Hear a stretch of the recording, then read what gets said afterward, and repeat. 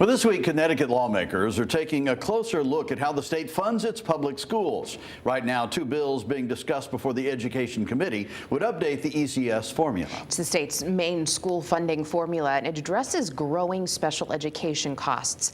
Fox 61's Annette Montgomery shares what these changes could mean for schools and taxpayers. Connecticut's main education funding formula hasn't seen a major update since 2013, and because of that, superintendents, students, and advocates across the state say it no longer reflects the real cost of educating students today. The two proposals, House Bill 5002 and Senate Bill 7, aim to change that by increasing the state's per-student foundation amount and adjusting how certain school programs are funded. Wednesday, lawmakers heard hours of testimony from superintendents. When we say the state of Connecticut is underfunding education, it's dramatic. Students. I'm a senior at Bridgeport Military Academy. At the end of the day, funding is what decides everything.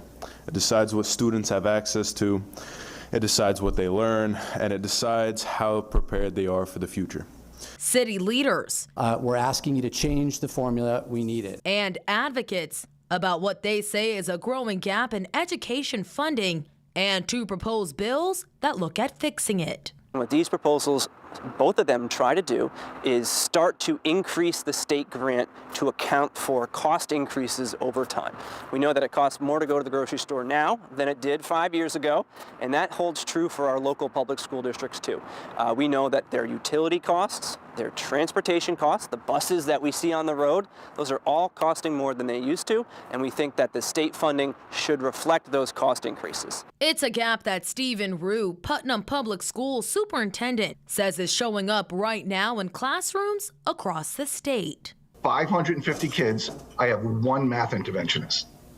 My central office, no HR department, no communications director, no DEI director. You're looking at the guy. I have one curriculum person, and this year I had to cut my only curriculum position to half-time, and I'm presenting a 7% increase to my community. $1.6 million.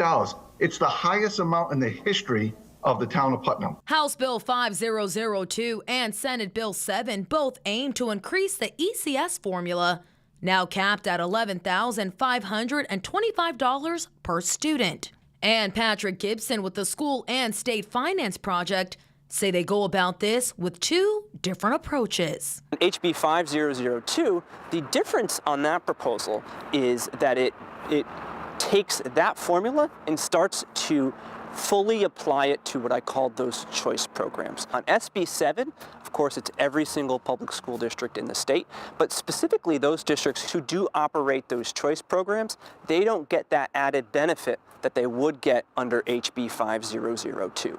However, the SB 7 proposal has a higher inflation boost. So there's a little bit of a trade-off happening here.